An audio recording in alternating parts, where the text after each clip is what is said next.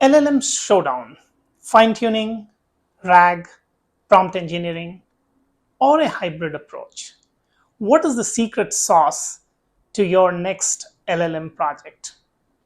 Welcome back. This is Patralik, and today we'll be looking at what is that secret sauce to building a killer LLM augmented product. What is the big decision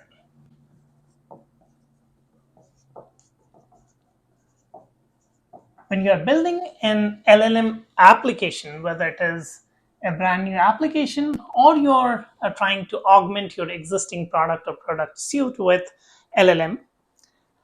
The big decision is, you know, what to choose. So you have different things like fine tuning, you have RAG, you have prompt engineering. So, what is it that you have to choose is a big decision. And does it need to have one or the other, or it can be a mixture, a hybrid approach of two or three, and there are some other approaches as well, but we'll be limiting to these three in our current discussion. Now, how do you decide which one is right for you or what combination is right for you, and who makes that decision? So to make that decision, you have to think of several factors that will be helping you decide which one to choose from. So let's look at the factors first. So the first factor is, your product, is it going to be for a niche area, or it is going to be broad, right? So what is it that you're trying to solve in your current product? Then your data, right? So your data is static or it is dynamic. So the data set on which you're working, is it frequently changing, or it is something more or less static, and it's not changing much? So whether the data is static or dynamic, right? So this is second very important factor in choosing, which one will go with. The third is what kind of user interaction this product is going to have. Is the user interaction complex, or it's simple? Complex and simple here means a lot of interaction with the system, or it is like just a single touch point, or something like that. And on the other side, so these things were your product needs. The second one was your data, and the third one was your user interaction. So I'll just write it as UX. So these are the three things here. And on the other side of the graph, I will be, let me take it blue itself. So on the other side, it is about the normal thing that we have to take into account whenever we are building a product, which is the cost, the scalability, and the resource availability. So these are the other factors that you have to take into account. Now, this resource availability here, it has a lot to do with the human intellectual resources, because if you're trying to do a fine tuning or a RAG or even prompt engineering, you need a very highly specialized skill set, which is not readily available in the market today. So you have to think about whether you have access to that talent pool or not. And that is going to be another very important or crucial factor in deciding what is it that we are going to use. Now let's look at what is fine tuning. So fine tuning is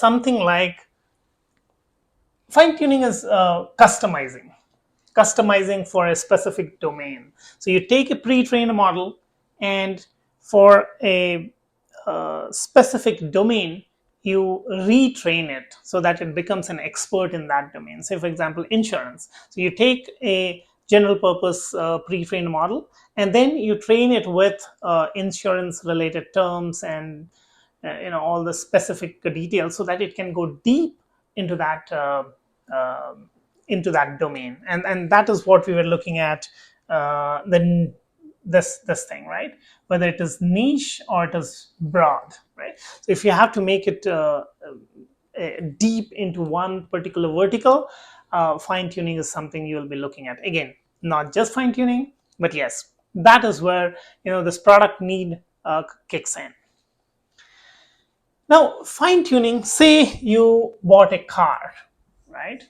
You bought a car. I know it doesn't look like a car. And now you want to go on a long safari, or you want to go and stay in a jungle like region. Now, this car is not going to be conducive for that environment. What will you be doing? What you will be doing is you will be needing bigger tires, right? So you will need bigger wheels. You will need for all your windshields, you will need some kind of grills. You might need much powerful light, right? You might also need a solar panel on top of it, so that your car keeps charging and gives you power, so that you can stay in the jungle. You don't have a charging station there. So this is now a customized version, a fine-tuned version of the car that is going to serve your specific purpose, that this car will go and stay in the jungle with you, right? Now, to do this, a lot of things. You can't just simply take out these small wheels and put a large wheel, right? There isn't enough space there.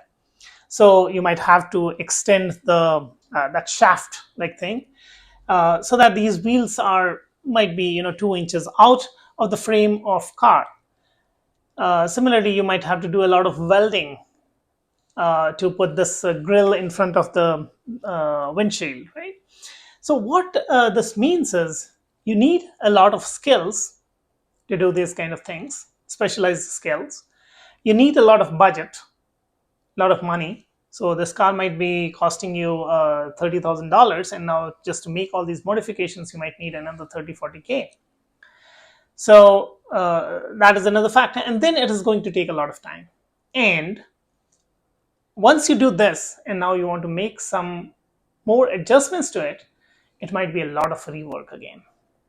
So fine tuning is going to require highly specialized skills, a lot of time, a lot of money, and every time you want to retrain it, make any modifications, that also is going to be costly. So that was your fine tuning, right? So that is fine tuning. What is a RAG? So RAG is a retrieval augmented generation. So here, whatever the LLM is generating is augmented by retrieval. Retrieval means retrieving data from somewhere and then augmenting the result, right? So what exactly does that mean? Retrieval augmented generation. Suppose you're a bank and you have a lot of data related to your customer in your database or table, right? Table. one or multiple tables, right? Now, say you want information, right? And that is why you're building an LLM based solution. So in this, you you were doing something, and now you need information from your database, which is not, and this data has not been put on the LLM, because you bought say GPT, chat GPT, or OpenAI for your purposes. Now OpenAI doesn't have this data, and this data is continuously changing, right? Every day the customer is making transactions, and all those transactions are getting appended on a daily or an hourly or a, in real time. So this data is changing in real time, and this data is not something that is available, that was available to the LLM when it was trained. So what do you do? What you do is you build a retrieval system that retrieves data in real time whenever it is required by the LLM or by your application. So since during the generation you are retrieving data from somewhere else and augmenting this, that is why it is called retrieval augmented generation. And this is very helpful whenever you have your own private data, and the data is continuously changing, and that is where this factor comes in. Whether your data is static or dynamic, that is something you need to understand, and then decide what level of retrieval augmentation you want. Can it just be a static table that resides um in your application, within your application, or this is dynamic and it will always remain somewhere else, and then you will have to build a really good, you will need a really robust retrieval system. So the system that is retrieving data must be fast, efficient, real time, and only then this kind of arrangement will work. So this was RAG. The third one here is prompt engineering. Everyone has heard this term, and everyone is using this to some extent. But why is this important, and why is it written on the board here? It's because these models, you can treat them like an introvert person. So what happens if an introvert person is sitting next to you in the flight, a long flight, right? You can ask that person, and that person will respond, but that information might be in bits and pieces, very small. But if you start talking to that person, building a context, building a reputation, then that person opens up and starts giving you the kind of information that you are looking for. So that is something similar we do with the prompt engineering. So when you are on the prompt, you can type anything. But if you type it in a way that you build a context, you build a persona, and then you ask it some question, that is when the you start seeing the real benefits, or the real power of LLMs. And then in prompt engineering, you have a lot of things, a lot of different techniques, like a few of the very common and most used ones are, one is like chain of thoughts, right? Chain of thoughts. Now what is this? This is something simpler, methodical. So in chain of thoughts, what happens is in a sequential way, you ask it to solve a problem. So that is something how might be I work.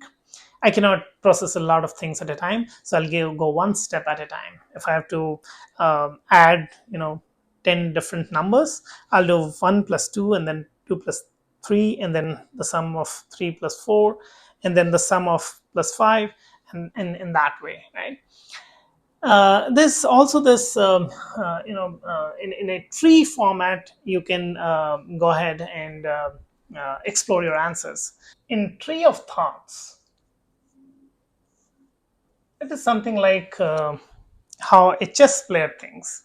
They have a lot of things to think about. They don't have just one sequence, step by step thing to think about. They'll see, okay, my bishop is here, my knight is here, my pawn is here, my rook is here, and now if I make this move, what will the opponent do, and after that what should I be doing? And they will do this with all of those four, five, six pieces that they have, and they will think in like a tree format, right? So different branches going on, and then each branch will again become a node, and they will have different branches and those kind of things, right? So that is tree of thoughts in prompt engineering, and we can use all that when we are doing some advanced prompt engineering techniques, right? Okay, so now we have learned about what is fine tuning, what is RAG, and what is prompt engineering. Now, who should be involved in making a decision what should be there in the next product that we are building? There are a lot of players that have to be in the room, and based on everyone's inputs, you will finally be deciding what goes into the solution. The first one, not the first one, you know, data scientists. So data scientists will have kind of the most knowledge about fine tuning, RAG, prompt engineering, and how whether we should be using this kind of augmentation or not, and all those kind of things, right? And they will be the ones who will be testing different models. So for each of these, there are different models. They'll be testing those different models, and they might already be knowing what models to be tested. So the one important persona to be in the room to make that decision are the data scientists. The next one is DevOps. Now, these people are very important because these people will help you build a scalable solution. If you don't bring them into the room, which many times we do, it's not good. Don't try to add scalability at a later point, and don't assume that everything is going to scale. So bring the DevOps people, DevOps team, right into that room to make those decisions. The third one is your UX team. Again, bring them early into your design phase so that they decide how complex or how simple, and what should be the flow and all those things, so the UX team can help you with that. What an engineering team might be thinking of doing in 10 steps can get condensed into might be 4 or 5 steps on the UX, because a lot of things can be taken care by the UX, right? So it's very important that you bring in the UX team also. And then the stakeholders.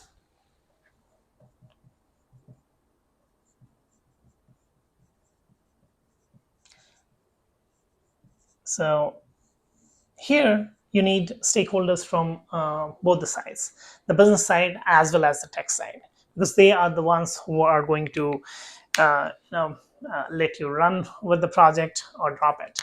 Right? They have the money, they have the resources, so you have to bring in all the stakeholders and get their buy-in. Now you have all the stakeholders, UX team, DevOps, data scientists, everyone in the room or in the decision making process. What do you do next? You start with explore, evaluate, and then decide. So once you have all these people, all these teams, then you start doing the exploration. You explore, you evaluate multiple models, multiple approaches, and then you decide how your solution is going to look like, right? So that is the process you will be following. Now, to make that decision, what all things do you need, right? And how should you document it? So what you will be doing is, let me try to write it here. So you need to have your goal documented. It can be in the form of OKR or whatever. Right? But what is the goal of this whole exploration? Right? What are you trying to evaluate, and how will you decide? So this report is going to help you with that. Then in this you will write, what are the methods you have tested. Methods, and it can be anything, right? It can be your models and all those stuff. um, Third is, what are the key results. So you had a goal, you did some testing. Now, from the testing, what are the key results that emerged? So you will document the key results. For documenting the key results, how they should be documented so that it makes sense. These people will be telling that to you. Okay. Then what are the recommendations that came out of this whole process? And these recommendations will be given by data scientists, your DevOps team, your UX team, and even the stakeholders. Now, once you have all these things, that is when you make that decision of how your whole system is going to look like. And then based on those results, you will be choosing whether it is going to be fine tuning, or it is going to be RAG, or it is going to be a prompt engineering, or it is going to be a hybrid approach. And if that is a hybrid approach, what portion of what is coming into this? And that is how you will be answering, or you will be making that big decision. Right? In the next video, we will take a real world problem and will draw a block diagram to show how this whole thing will go, and how at the end you can come up with the decision of which approach or what hybrid approach you are going to use. Thank you for watching. This is Patralik Satyam. Please don't forget to subscribe and hit the like button. Please share it with whoever might be benefited. Thanks again. Bye bye.